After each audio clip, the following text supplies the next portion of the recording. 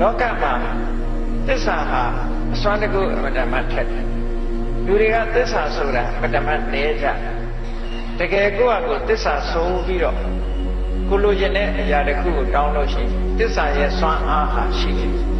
မယုံရင်တော့လုပ်ကြည့်ပေါ့နော်တခါတည်းနဲ့တော့ရချင်မှရမှာပေါ့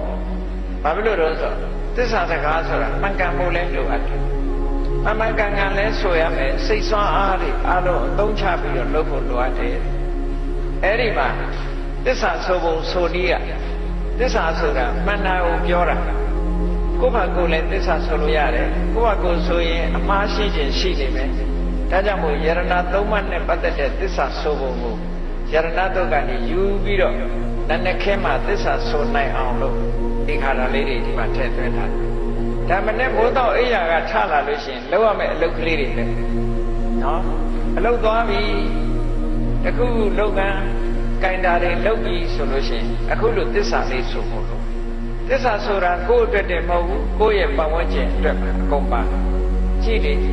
ယံကိစီဝိတံဣဒဝါပုရံဝါတက္ကေတုဝါယံရတနံပဏိတံနာနောတမံအဋ္ဌိတထာဂနေနဣရံပိဗုဒ္ဓေရတနံပဏိတံဣတိနသစ္စေနသောတိဟောတုဣဒံပိဓမ္မေရတနံပဏိတံဣတိနသစ္စေနသောတိဟောတုဣဒံပိတံငေရတနံပဏိတံဣတိနသစ္စေနသောတိဟောတုဘုရားတရားတန်ခါနဲ့ပတ်သက်ပြီးရသစ္စာဆိုပုံလေးကိုကြည့်ဗမာလိုအဓိပ္ပာယ်ကလည်းရှင်းရှင်းပဲယံကိစီဝိတံဣဒဝါပုရံတက္ကေတုဝါယံရတနံပဏိတံဒီလိုဆိုလို့အဲ့တော့ယံကိစီဝိတံလောကမှာနှစ်သက်စရာကောင်းလာတဲ့ပစ္စည်းဥစ္စာဒီလူပြေမှာရှိတဲ့ဟာရောတခြားလောကမှာရှိတဲ့အရာတွေရောနော်နတ်ပြည်တွေမှာရှိတဲ့အရာတွေရောလောကမှာယရနာတွေဟာကဘာမှာရှိယံကိစီရှိသမျှယရနာတွေအားလုံးအနှစ်သာရယရနာတွေအားလုံးနာနောတမံအဋ္ဌိတထာဂတိနာမြတ်စွာဘုရားဆိုတဲ့ယရနာနဲ့တူတဲ့ယရနာလောကမှာမရှိပါဘူးလူတွေပိုင်ဆိုင်ကြတဲ့စိတ်ပဲဖြစ်ဖြစ်ရွှေပဲဖြစ်ဖြစ်ငွေပဲဖြစ်ဖြစ်နော်ကြောက်တံပရမများတွေပဲဖြစ်ဖြစ်အဲ့ဒီယရနာတွေမြောက်များစွာရှိတယ်ကဘာမှာရှိတဲ့ဒီယရနာတွေရဲ့တန်ဖိုးဟာ